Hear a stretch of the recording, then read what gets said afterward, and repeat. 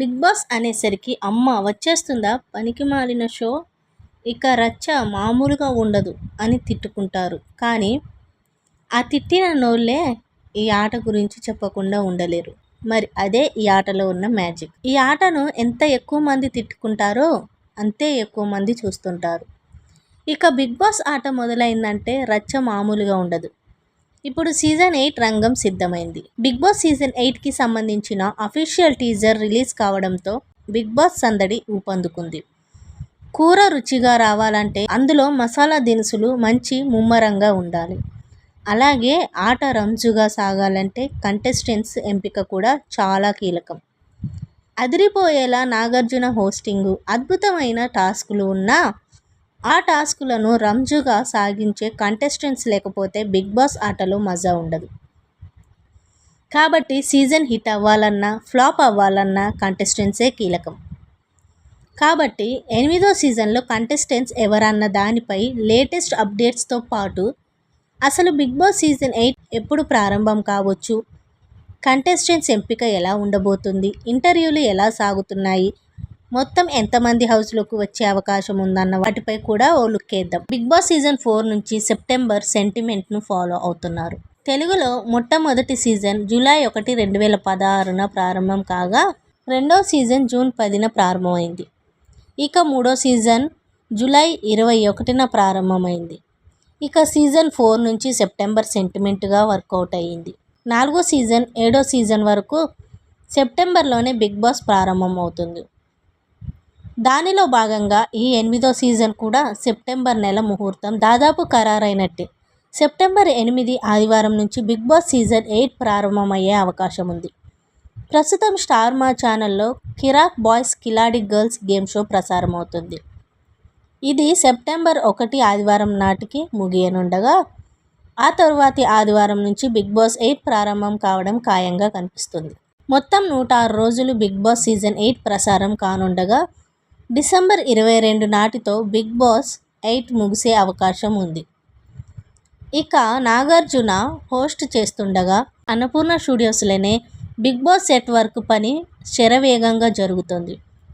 August నెలాఖరి వరకు Bigg Boss set work Annapurna స్టూడియోలో జరగబోతుంది.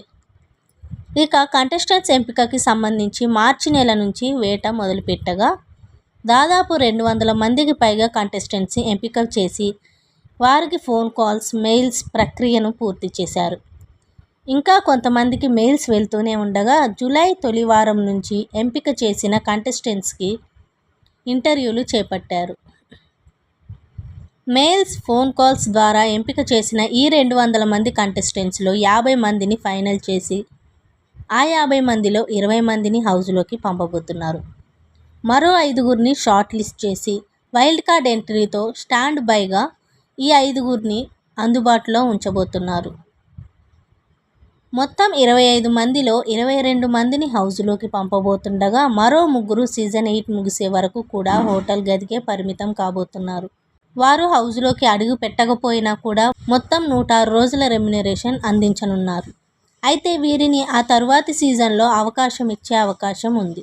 అయితే మరో ఆసక్తికరమైన విషయం ఏంటంటే ఎంపిక చేసిన 22 మంది కంటెస్టెంట్స్ని కూడా చివరి నిమిషం వరకు కూడా హౌస్లోకి పంపుతారనే గ్యారంటీ లేదు. ఇంటర్వ్యూలు జరిగి హోటల్ రూమ్లో పెట్టి ప్రోమో షూట్లు అయిన తరువాత కూడా వెనక్కి పంపిన సందర్భాలు ఉన్నాయి. కాబట్టి చివరి క్షణం వరకు కూడా అంతే.